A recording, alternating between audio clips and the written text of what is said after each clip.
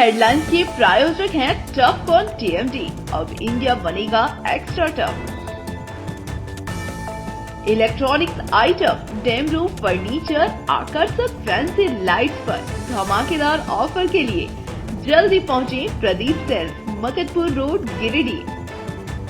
हड्डी, नस एवं जनरल बीमारियों के इलाज में ना करे विलंब। पहुंचे पार्वती हॉस्पिटल, पता कॉलेज मोड़ के निकट, रेलवे ओवरब्रिज के पूर्व की ओर, सीहोडी, गिरिडीह। पिछले 100 वर्षों से आपके भरोसे का साथी काजिम अली हार्डवेयर, सोमानी के एक्सक्लूसिव शोरूम के साथ सभी प्रकार की टाइल्स, मार्बल, ग्रेनाइट और सैनिटरी आइटम विक्रेता। पता करबला मैदान के सामने, बरवाडी, गिरिडीह। अनीता इलेक्ट्रिक स्टोर लेकर आए हैं ऑफर ही ऑफर। खरीदारी के लिए आज ही पहुंचे। पता बाभन टोली मोड़, गिरिडीह।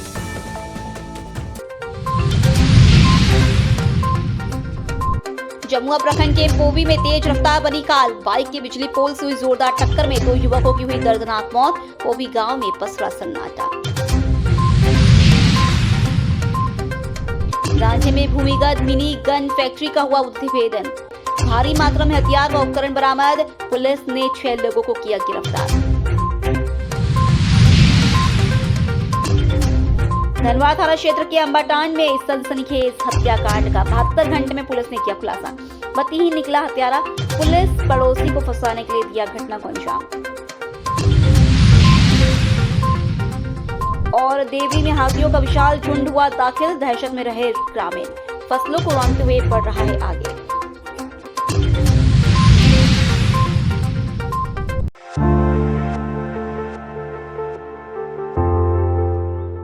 जमुआ प्रखंड के पोवी गांव में बुधवार देर रात एक भयावह सड़क हादसे ने पूरे इलाके को दहला दिया।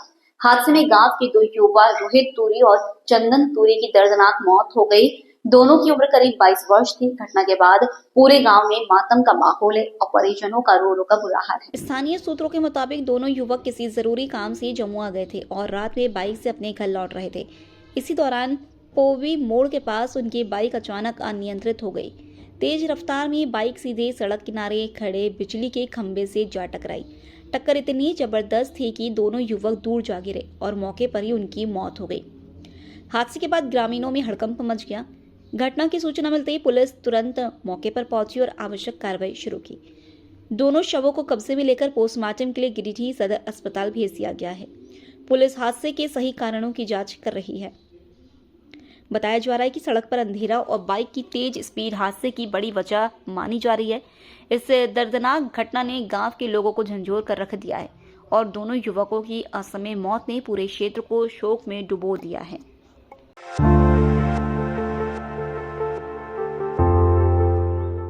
गांधी थाना क्षेत्र के मंडलठी गांव में बुधवार देर रात पुलिस और बिहार एसटीएफ ने संयुक्त रूप से बड़ी कार्रवाई करते हुए एक सक्रिय मिनी गन फैक्ट्री का खुलासा किया।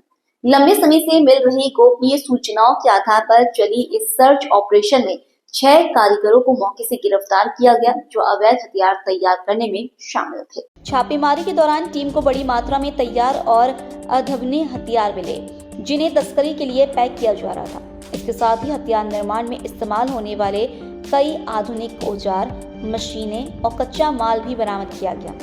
पुलिस के अनुसार यह फैक्ट्री ग्रामीण इलाकों की आड़ में काफी समय से संचालित हो रही थी, जिसका इस्तेमाल गिरिडीह और आसपास के जिलों में अवैध सप्लाई के लिए किया जा रहा था। गिरफ्तार किए गए आरोपियों से विस्तार से पूछताछ की जा रही है। जांच एजेंसियां यह पता लगाने की कोशिश में है कि इस नेटवर्क में और कौन कौन शामिल है और हथियार किन चैनलों के माध्यम से तस्करों तक भेजे जाते थे। पुलिस का मानना है कि इस कार्रवाई से क्षेत्र में सक्रिय एक बड़े अवैध हथियार गिरोह को बड़ा झटका लगा है। प्रशासन ने आगे भी ऐसे ऑपरेशनों को जारी रखने की बात कही है।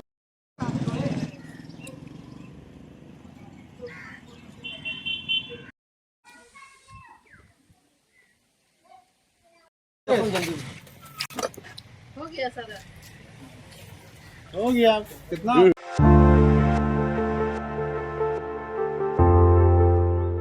गांजे के महेश मरवा में शायर अली के घर से हुए हथियार बरामदगी मामले में पुलिस गिरोह में शामिल अन्य लोगों की तलाश कर रही है। एसपी डॉक्टर विमल कुमार ने बताया कि छापेमारी के दौरान जमीन के नीचे बने एक गुप्त कमरे से हथियार बनाते हुए 5 लोगों को रंगे हाथ पकड़ा गया। मौके से 6 देसी पिस्टल, 11 मैगजीन, 12 अर्धनिर्मित पिस्टल, 13 बैरल, 12 स्लाइड सहित 40 से अधिक प्रकार के हथियार बनाने के उपकरण, मशीनें और कच्चा माल बरामद किया गया। गिरफ्तार अपराधियों ने स्वीकार किया कि 2 दिन पूर्व मुख्य अपराधी उस्मान अंसारी के साथ मिलकर हथियार बनाने की मशीनें व सामग्री मुंगेर से लाई गई थी। उन्होंने कहा कि गिरफ्तार आरोपी शायर अली, फुरकान अंसारी, मोहम्मद चुन्ना उर्फ वसीम, मोहम्मद शमीर, मलिक उर्फ सद्दाम, मोहम्मद मंगली और मोहम्मद कमरुद्दीन के खिलाफ बिहार व अन्य राज्यों में पूर्व से कई आपराधिक मामले दर्ज हैं। वहीं मुख्य आरोपी उस्मान अंसारी फरार है। बड़ी मात्रा में बरामद हथियारों और उपकरणों से संकेत मिलता है कि यह एक संगठित गिरोह था जो प्रदेशों में हथियार सप्लाई करता था। पुलिस फरार अपराधी की तलाश में छापेमारी अभियान जारी रखे हुए है। ऐसा कि ये सब यही वाला कि सूचना प्राप्त हुई थी कल हम लोग को रात में, विभिन्न माध्यम से सूचना प्राप्त हुई और इसको लेकर के कि महेश मरवा करके गांव है गांडे थाना क्षेत्र में, वहाँ एक शायर अली करके व्यक्ति हैं जिनके घर में अवैध हथियार का निर्माण किया जा रहा है और इसी सूचना के सत्यापन के लिए एसडीपीओ सदर के नेतृत्व में एक टीम बनाया गया और इसमें जो है छापामारी की गई। जब टीम के द्वारा छापामारी की गई तो शायर अली के घर के नीचे जो है वो नया कमरा बना हुआ था जिसमें से 5 लोगों को अवैध पिस्टल का निर्माण करते हुए पकड़ा गया और वहाँ से हम लोगों को पिस्टल, गोली, मैगजीन, पिस्टल के पुर्जे, पिस्टल बनाने में जो भी मशीन का उपयोग किया जा रहा है, ये सभी चीज़ें बरामद की गई और जिन लोगों को गिरफ्तार किया गया वहाँ से, उसमें शायर अली जो देवघर का रहने वाला है, फुरकान अंसारी जो देवघर का रहने वाला है, चुन्ना, समीर और ये मंगली और एक कमरुद्दीन जो कि मुंगेर का रहने वाला है। तो कुल मिलाकर के इसमें मुंगेर के भी अपराधियों की संलिप्तता पाई गई। इसमें जो महत्वपूर्ण जो फिरार है अभी अपराधी उस्मान अंसारी, वो भी इसमें महत्वपूर्ण उसकी भूमिका है और इसको लेकर के भी हम लोग के द्वारा अभी छापामारी की जा रही है। इसमें जो बरामद हुआ है, बहुत सारे जो बरामद हुआ है इसमें वो है देसी पिस्टल 6 मिला है, मैगजीन 11, 7.65 mm बोर का जिंदा गोली 5, अर्धनिर्मित पिस्टल 12, पिस्टल का बैरल 13, स्लाइड 12।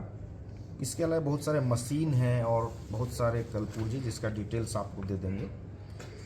तो ये काफ़ी मात्रा में ये सामान बरामद हुआ है और ये सबसे महत्वपूर्ण बात ये है कि काफ़ी कम दिनों में 2 या 3 ही दिन हुआ था इस पूरे फैक्ट्री को स्टार्ट किए हुए। जब ये सूचना प्राप्त हुई तो ये कार्रवाई की गई है। इनका आपराधिक इतिहास जब देखा गया है उसमें हम लोग को चुन्ना के विरुद्ध में, कमरुद्दीन के विरुद्ध में और समीर मलिक उर्फ सद्दाम, इसके विरुद्ध में हम लोग को कांड दर्ज पाया गया है।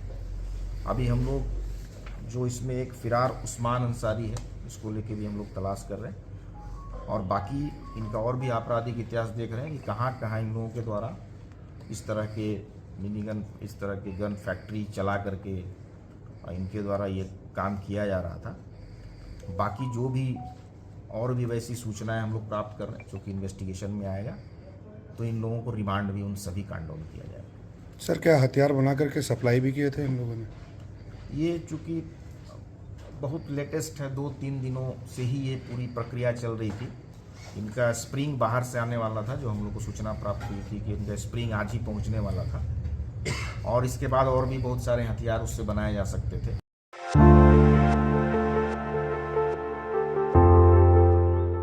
धनबाद थाना क्षेत्र के ग्राम अंबाटान में 13 नवंबर को हुई 54 वर्षीय शांति देवी की नृशंस हत्या का धनबाद पुलिस ने त्वरित खुलासा कर दिया है। इस हत्याकांड में पति ही आरोपी निकला जिसने अपने पड़ोसी को फंसाने के लिए अपने बीमार चल रही पत्नी की हत्या कर दी। मृतका का सिर धड़ से अलग कर लगभग 100 मीटर दूर झाड़ी में फेंका पाया गया था। इस संबंध में धनवार थाना कांड संख्या 316/2025 दिनांक 15 नवंबर 2025 बीएनएस की धाराओं 103/238 3-5 के तहत मामला दर्ज किया गया था। कांड के उद्भेदन हेतु पुलिस अधीक्षक के निर्देश पर अनुमंडल पुलिस पदाधिकारी खोरी महुआ के नेतृत्व में एक विशेष जांच दल गठित किया गया। तकनीकी निगरानी, डॉग स्क्वाड, फॉरेंसिक टीम और मानवीय साक्ष्यों के आधार पर की गई छापेमारी में मृतका के पति गंगा प्रसाद सिंह को हिरासत में लेकर कड़ाई से पूछताछ की गई। पूछताछ में उसने अपनी पत्नी की हत्या करने की बात स्वीकार कर ली। अभियुक्त ने बताया कि पत्नी की मानसिक स्थिति ठीक नहीं रहती थी और स्थानीय शंकर ओझा से भूमि विवाद के कारण उसने उसे फंसाने के उद्देश्य से पत्नी की गला रेत कर हत्या कर दी और सिर को झाड़ी में फेंक दिया। अभियुक्त की निशानदेही पर खून से सना छुरा, काला टॉर्च, खून लगा लुंगी और मृतका की पीले रंग की छोटी टॉर्च बरामद की गई। एफएसएल टीम द्वारा घटनास्थल और घर से रक्त के नमूने भी एकत्रित किए गए। छापेमारी टीम में एसडीपीओ राजेंद्र प्रसाद सहित जमुआ, धनवार, हिरोजी एवं घोड़थांबा पुलिस के अधिकारी व तकनीकी शाखा के जवान शामिल थे।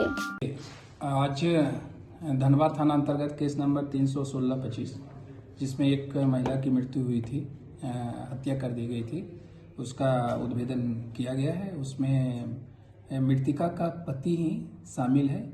इसकी पुष्टि सभी दृष्टिकोण से, वैज्ञानिक दृष्टिकोण से और मानवीय दृष्टिकोण से और खोजी कुत्ता के दृष्टिकोण से, सभी दृष्टिकोण से और उसके सेल्फ बयान से ये प्रूफ हो चुका है, साबित हो चुका है कि उन्होंने हत्या खुद की है।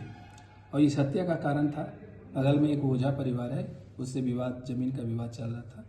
ये मानसिक स्थिति ठीक नहीं है, शराब के नशे में मानसिक स्थिति ठीक नहीं रहने के कारण ये उसको फंसाने के लिए अपनी पत्नी का हत्या करके इस शव को दूर फेंक दिया था। उसका शव शिनाख्त हो गया, हम लोग उस पर गिरफ्तार करके जेल भेजे। तक के अनुसंधान से यही बात है कि इसके अपनी मृतका शांति देवी का पति ही उसकी हत्या किया है। उसके संबंध में हमको जो हथियार भी प्राप्त हो गया है और उसको हम लोग एफएसएल टीम भेज रहे हैं। एफएसएल टीम के ये सब टीम ले चुकी है। एफएसएल इसको भी हम जांच के लिए भेज रहे हैं हथियार को, और उसको न्यायिक हिरासत में भेज दिए।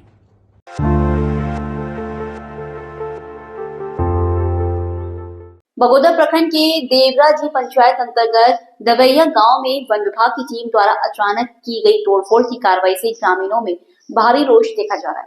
टीम के अचानक पहुंचकर की गई इस कार्रवाई ने पूरे इलाके में तनाव का माहौल पैदा कर दिया है।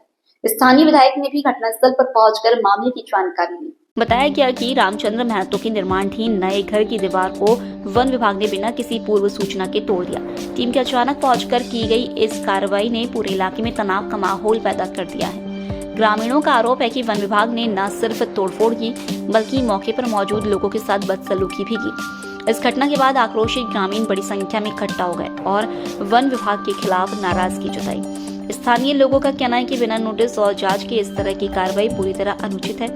घटना की जानकारी मिलते ही बगोदर विधायक नागेंद्र महतो तुरंत मौके पर पहुंचे और पीड़ित परिवार एवं ग्रामीणों से पूरी घटनाक्रम की जानकारी ली। विधायक ने कहा कि बिना उचित प्रक्रिया के किसी भी मकान को तोड़ना गलत है और इस मामले में वे उच्च अधिकारियों से बात कर न्याय सुनिश्चित करेंगे। इधर भाकपा माले नेता सह मुखिया प्रतिनिधि पूर्ण कुमार महतो ने भी वन विभाग की कार्रवाई की कड़ी निंदा की है। उन्होंने कहा कि वन विभाग का यह रवैया जनता के साथ अन्याय जैसा है और इसकी जांच होनी चाहिए। घटना के बाद पूरे क्षेत्र में वन विभाग के प्रति नाराजगी के स्वर और तेज हो गए, जबकि ग्रामीण आगे की कार्रवाई को लेकर रणनीति बना रहे हैं। वन विभाग की मनमानी रहे चलेगी।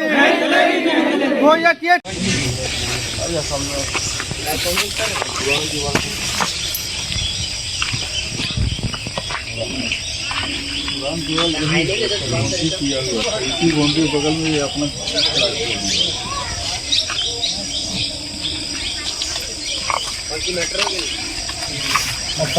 रहता पड़ा रहता बता ये सब कहाँ तो खान वहाँ तो रहती है तो ये बड़ा बताइए गुरु जी क्या।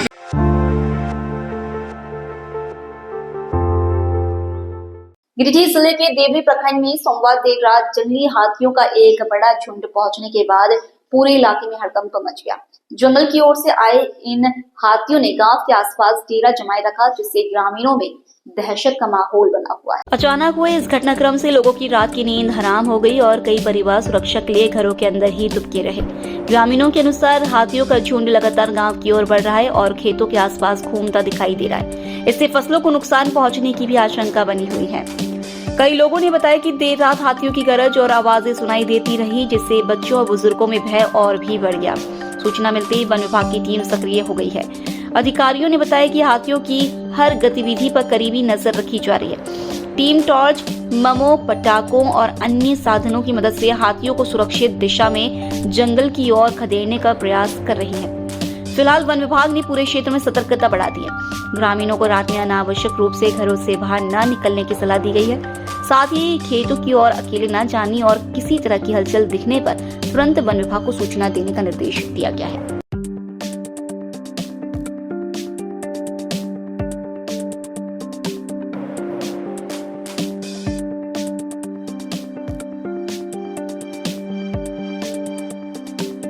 सरकार जो है उसके लिए मुआवजा देगी, लेकिन अपने जान की सुरक्षा स्वयं करें।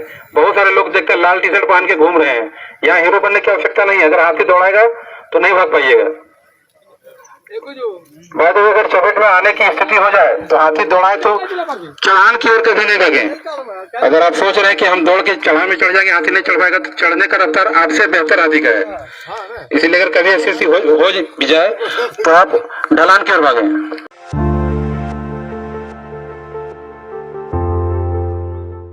बगोदर में इंसानियत को कटघरे में खड़ा कर दिया है। चुमरी के करीब 75 वर्षीय विश्वीलाल, जो पिछले 10 वर्षों से रोजाना बगोदर आकर नारियल लड्डू और नमकीन बेचकर अपना और पत्नी का गुजारा बसर करते हैं, लेकिन मिश्रीलाल का सारा सामान एक टेम्पो चालक लेकर फरार हो गए। जानकारी के अनुसार मिश्रीलाल रोज की तरह टेम्पो से बगोदर आ रहे थे। रास्ते में शिवाला के पास वे शौच के लिए उतरे ही थे कि टेम्पो चालक उनकी नारियल से भरी कांसा की परात और झोला लेकर फरार हो गया। चोरी हुए सामान की कीमत 4 से 5 हजार रुपए बताई जा रही है। बुजुर्ग ने चालक के बारे में पूछताछ भी की, लेकिन 2 दिनों तक लगातार कोशिशों के बाद भी कोई सुराग नहीं मिला। पैसे और सामान दोनों गंवाने के बाद मिश्रीलाल बेहद परेशान हो गए, लेकिन मजबूरी में उन्होंने दोबारा अपनी रोजमर्रा की दुकानदारी शुरू कर दी है। उनका कहना है कि अगर वह चालक सिर्फ परात वापस कर दे तो मेरी बहुत मदद हो जाएगी। इस घटना ने स्थानीय लोगों को भी आक्रोशित कर दिया है। मेहनत मजदूरी कर जीवन जीने वाले एक बुजुर्ग के साथ हुई यह हरकत समाज में मानवता की गिरती तस्वीर को दर्शाती है। प्रशासन से लोगों ने मांग की है कि आरोपी चालक का जल्द पता लगाकर कार्रवाई की जाए। नारियल जैसे हम बस स्टैंड में चढ़े। कहाँ से? कौन बस स्टैंड से? पुराना। कहाँ पुराना? कौन जगह? डुबली के आगे बस स्टैंड। वहाँ से बोले बगोदर जाएंगे। बोला बैठो। उसके बाद हम पेशाब करने उतरे, भाग गया। फिर कहीं नहीं मतलब रोका? नहीं। कितना सामान था उसमें? वही मैंने सब मिला के 3,000 3,500 भर झोला बदाम था। 4 से 5 हजार का माल था ना? टेम्पो वाला लेके भागा। हाँ। क्या नाम है आपका? मिश्रीलाल। कहाँ घर है? अरे बस स्टैंड के पीछे।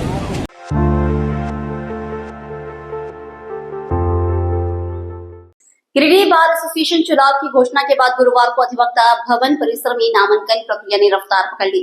दूसरे दिन बड़ी संख्या में अधिवक्ताओं ने विभिन्न पदों के लिए अपने अपने नामांकन दाखिल किए। नामांकन के दौरान अधिवक्ताओं की आवाजाही से परिसर पूरे दिन गुलजार रहा। इस दौरान उर्मिला शर्मा, चंदन सिन्हा, शेर अली उर्फ गब्बर, भुवनेश्वर मेहता सहित कई उम्मीदवारों ने पीठासीन पदाधिकारी के समक्ष अपने अपने पदों के लिए पर्चे जमा किए। इस मौके पर अधिवक्ता शिवानी शर्मा, सुनीता शर्मा, शहनाज खातून, रोशनी खातून, कविता साय, लीना सिन्हा, काजल सिन्हा, कोमल सिन्हा, आंचल सिन्हा, मधु कुमारी, मनोज कुमार, बब्बन खान और प्रवीण मिश्रा सहित कई सदस्यों की उपस्थिति रही। पीठासीन पदाधिकारी प्रमोद सिंह ने बताया कि नामांकन 19 से 22 नवंबर तक स्वीकार किए जाएंगे। इसके बाद 23 नवंबर को सभी नामांकन पत्रों की जांच की जाएगी। उम्मीदवारों के लिए 29 नवंबर तक नाम वापसी की अंतिम तिथि निर्धारित की गई है। उन्होंने बताया कि मतदान और मतगणना दोनों की प्रक्रिया 6 दिसंबर को ही पूरी कर ली जाएगी। वोटिंग खत्म होते ही मतगणना शुरू कर दी जाएगी, जिससे उसी दिन विजेताओं की घोषणा संभव हो सकेगी। नामांकन करने आए उम्मीदवारों ने भरोसा जताया कि उन्हें अधिवक्ताओं का पूरा समर्थन मिलेगा। साथ ही जीतने पर बार एसोसिएशन के हितों और अधिवक्ताओं की समस्याओं के समाधान के लिए प्राथमिकता के साथ काम करने की बात भी कही।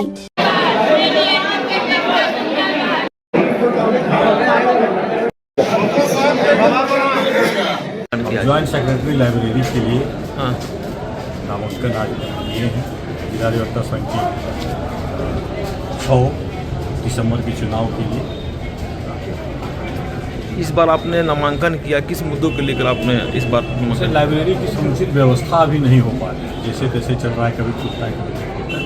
तो लाइब्रेरी का सब कुछ व्यवस्था अच्छा हो, सुचारू रूप से चले। कुमार सिन्हा इस बार के जिला अधिवक्ता संघ के चुनाव में सहायक कोषाध्यक्ष के प्रत्याशी हूँ और सभी अधिवक्ता मित्रों से अपील करता हूँ मेरा समर्थन करें। मैं पिछले 4 कार्यकाल से जिला अधिवक्ता संघ में कार्यकारिणी के रूप में अपनी सेवा दे चुका हूँ।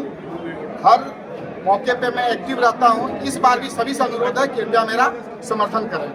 मैं मोहम्मद शेर अली उर्फ गब्बर एडवोकेट गिरिडीह, मैं सेक्रेटरी एडमिनिस्ट्रेशन पोस्ट पर खड़ा हूँ और मुझे सबसे पहले बार की एक तल्ला और दोनों एसडीओ कोर्ट में साफ सफाई न होना और पानी की किल्लत और साइकिल स्टैंड और दुकानदार जितने हैं वक्त पर भाड़ा नहीं देते हैं और वाईफाई की सुविधा दोनों जगह, हर समस्या का मेरा जो कार्य क्षेत्र में आता है मैं पूरा शिद्दत से करूंगा।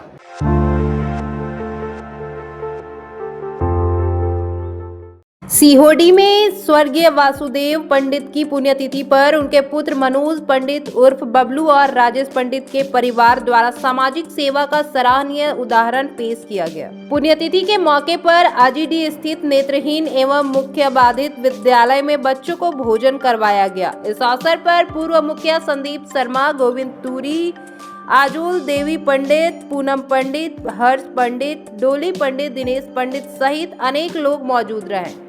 कार्यक्रम के दौरान संदीप शर्मा ने कहा कि राजेश पंडित और बबलू पंडित असहाय लोगों की सेवा के लिए लगातार ऐसे मानवीय कार्य करते रहते हैं। उन्होंने आगे बताया कि इससे पहले भी दोनों भाइयों ने गिरिडीह के अनाथ आश्रम में वृद्ध जनों को भोजन कराया था और नेत्रहीन बच्चों के लिए भोजन की व्यवस्था कर समाज में सकारात्मक संदेश दिया है। संदीप शर्मा ने इस पुण्य कार्य की सराहना करते हुए कहा कि वे भविष्य में भी इस परिवार के साथ कदम से कदम मिलाकर सेवा कार्यों में सहभागी बने रहेंगे।